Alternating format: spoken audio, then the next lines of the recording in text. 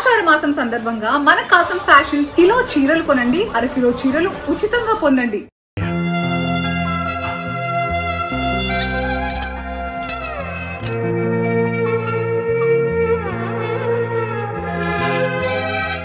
Lunch కి పళ్ళు కూడా పెడుతున్నాను, మర్చిపోకుండా తినాలి.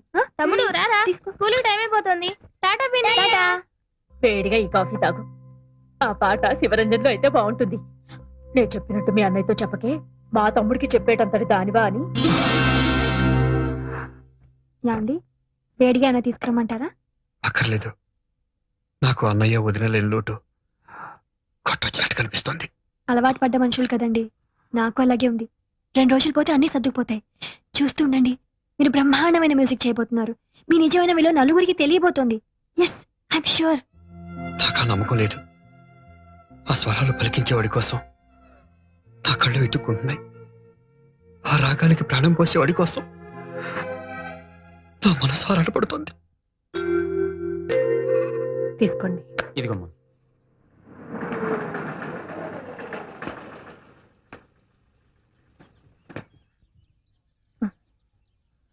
నమస్కారం బాబు, కూర్చోండి. కూర్చోండి అమ్మా.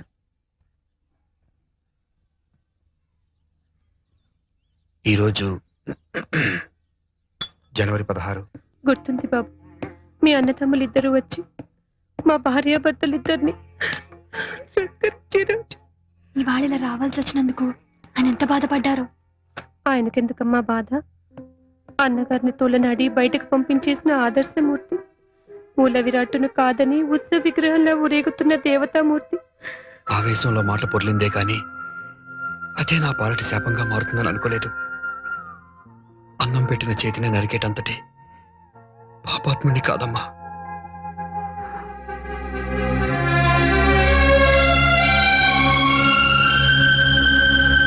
థ్యాంక్ యూ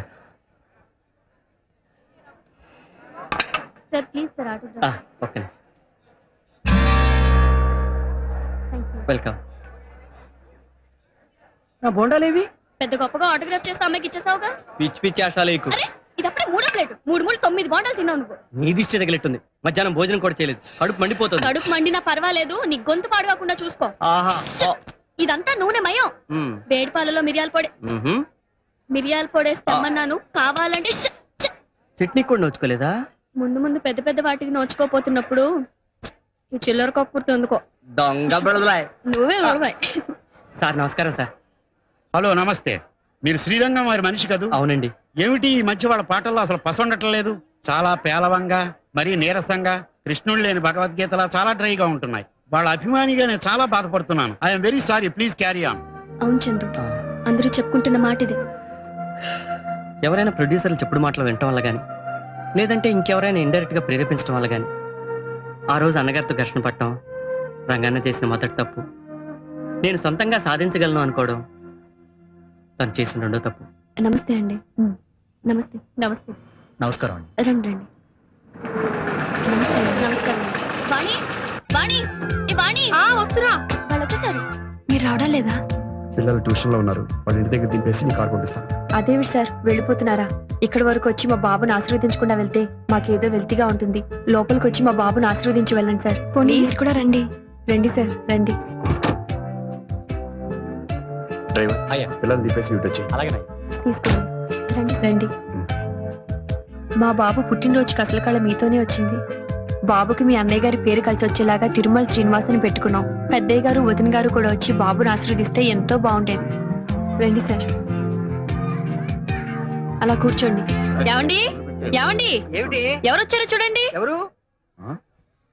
సార్ కూర్చోండి సార్. థ్యాంక్స్ అమ్మా. తమ్ముడు రారా.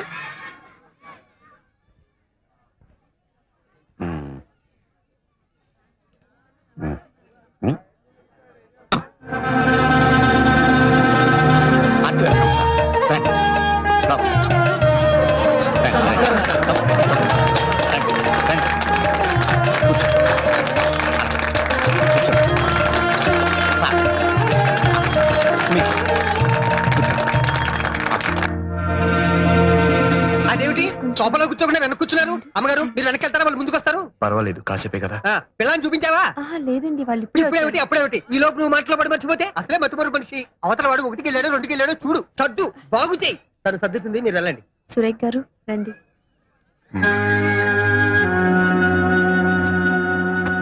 బయటంతా పిచ్చ పిచ్చగా చెప్పుకుంటున్నారేమిటి? మీకు మీ అన్నగారికి ఏవో గొడవలు ఉన్నాయని, ఆయన్ని మీరు బయటికి పంపించేశారని. ఇందులో ఎంత రేజు ఉంది?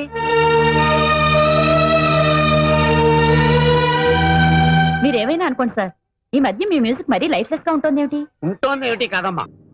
ఇదేమిటిది? గుడికని చెప్పి వెళ్తున్నావు? గుడికి కదనే, డాక్టర్ రాఘవేంద్రరావు అని ఏంటి స్పెషలిస్ట్. ఖరాబు గొంతు నొప్పి కదా అని. ఖరాబు. నా మాట విననే. ఇంటికి పని. మాట కూడా పెగలడం లేదంటే ఇదేదో థ్రోట్ ప్రాబ్లం ఏంటుంది. అది ముదరక ముందే. అది నా ప్రాబ్లం, నేను చూసుకోగలను. ఇంటికి పని. దయచేసి నా మాట విననే. నీ పాట కోసం తహతహలాడే మాబోటి అభిమానుల వద్దు. కోసమేనా? నాకు ఏ అభిమానులు లేరు, ఆటపడే యోగం లేదు. పని. తాతయ్య, నేను అనుకున్నది ఒకటి, జరుగుతున్నది ఒకటి. అడుగు అడుగున అవమానాలు, అపజయాలు.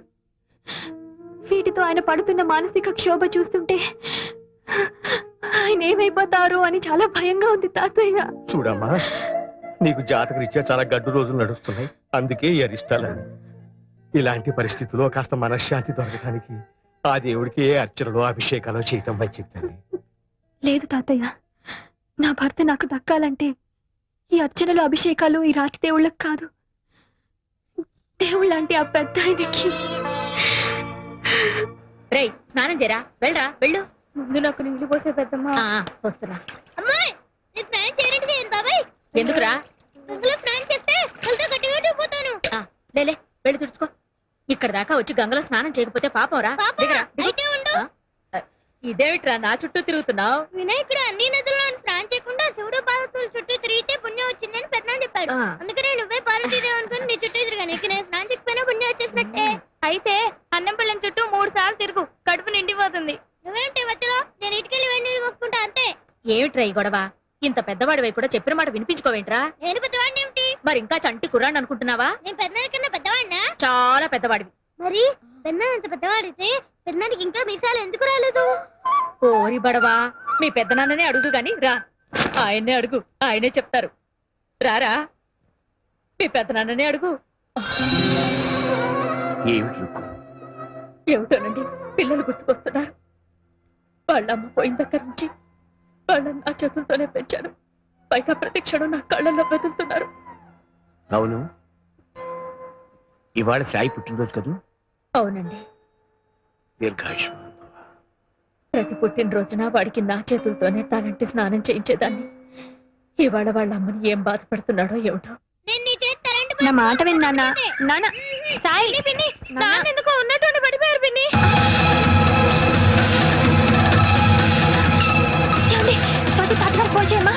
రంగయ్య, లక్ష్మి, బాబు, హలో తాతగారు, నాన్న ఎందుకో పడిపోయారు. తొందరగా డాక్టర్ తీసుకుని రారా. తొందరగా రండి తాతగారు. కొంచెం పట్టుకోవా లక్ష్మి. బుజ్జి, నీకు హరిద్వార్ నుంచి ఫోన్. Excuse me. హలో, నేనమ్మా శ్రీనివాసాచార్యని, హరిద్వార్ నుంచి మాట్లాడుతున్నాను. మీరు హరిద్వార్ లో ఉన్నారా సార్? అవునమ్మా, ఇవాళ మా సాయి పుట్టినరోజు. వాడికి బర్త్డే కేక్ కొని తీసుకెళ్ళి ఇవ్వగలవా? అలాగే సార్, తప్పకుండా. ఉంటాను సార్.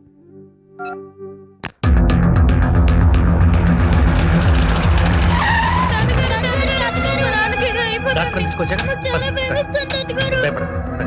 ఏమైందమ్మా? అమ్మా ఎలా ఉంది డాక్టర్? ఆయన ఒళ్ళు కాలిపోతుంది, మాట కూడా మాట్లాడడం లేదు. ఏమండి? డాక్టర్ చూడండి డాక్టర్, రంగా మరేం పర్వాలేదయ్యా, డాక్టర్ తీసుకొచ్చాను. ఇదిగో. ఎవరు తీసుకురమ్మన్నారు? నువ్వా? నీ మూడు చచ్చిపోతాడని భయం వేసిందా? అంత మాట అనకయ్యా, డాక్టర్ ఎగ్జామిన్ చేసి టైంకి తగిన మంది ఇస్తే పని చేస్తాను. తగిన మూడు ఎవరు దగ్గర లేదు. ఏమండి? ఏమండి? ఎవరి మీదండి పంతం? ఎవరి మీద కాదు, నా మీద. పోనీ. అది కాదు రంగా, రంగా డాక్టర్ తీసుకొచ్చింది. రంగా, ప్లీజ్. మీరు అంబులెన్స్ ఫోన్ చేసి పిలిపించండి. We shall admit him in hospital. ఏమండి? ఏమండి? ఒక్కసారి తలుపు తీయండి, నా మాట వినండి. ఈ అరిష్టానికి అంతటికి కారణం నేను. మీ అన్నయ్య వదిన వెళ్ళిపోయింది మీరన్న మాటలు కాదండి, నా వల్లే వెళ్ళిపోయారు. ఆ నిజమేంటో చెప్తాను, తలుపు తీయండి.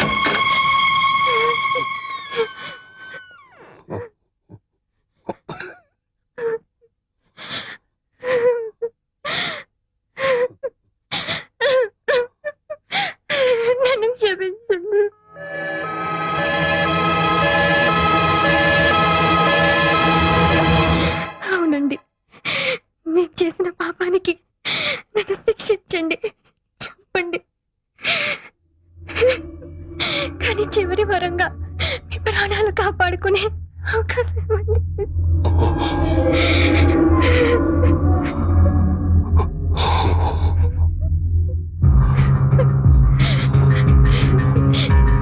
ఏమండి? ఊరుకోరా తమ్ముడు, ఊరుకో, నాన్నకేమీ కాదు.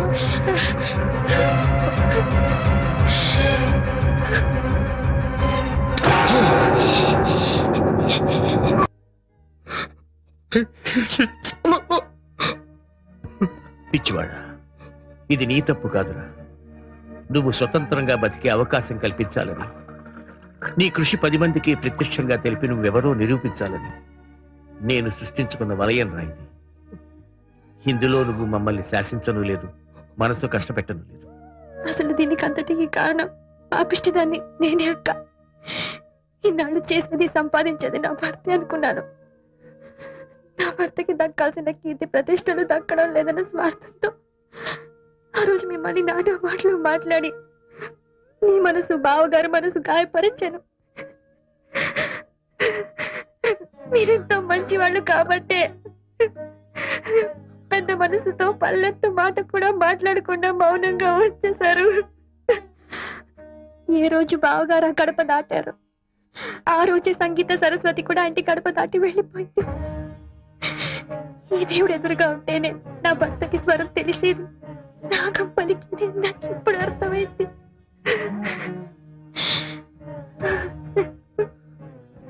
మహాలక్ష్మిలా ఉన్నానని నన్ను మీ ఇంటికి తెచ్చుకున్నందుకు మందరలా ప్రవర్తించి అన్నదమ్ములు వచ్చి చిచ్చు పెట్టాను. దేవుడు లాంటి బావగారిని నా భర్తని విడదీసినందుకే ఆ భగవంతుడు నాకు శిక్ష విధించాడు. అక్క, నేను కోరుకున్నది ఇది కాదక్క. నాకు కావాల్సింది నా భర్త సుఖంగా ఉండడం. ఆయన మామూలు మనిషి కావాలంటే ఆయన మీరే కాపాడాలక్క. నీ భర్తని శ్రీరామచంద్రుడి దగ్గరికి తీసుకొచ్చావు, ఆయనే చూసుకుంటారమ్మా. వాడి గొంతు ఇలా అయిపోవటానికి కారణం ఏమిటి? ఈ మధ్యన ఏమైనా జబ్బు చేసిందా? అదే జబ్బు కాదండి, మనోవేత్త రేగిన మంటలతో గొంతు మోగపోయింది. మరి డాక్టర్లకు చూపించలేదా? ఎవరికి చూపించుకోనని మొండికేశాడు. ఏ, ఎందుకని?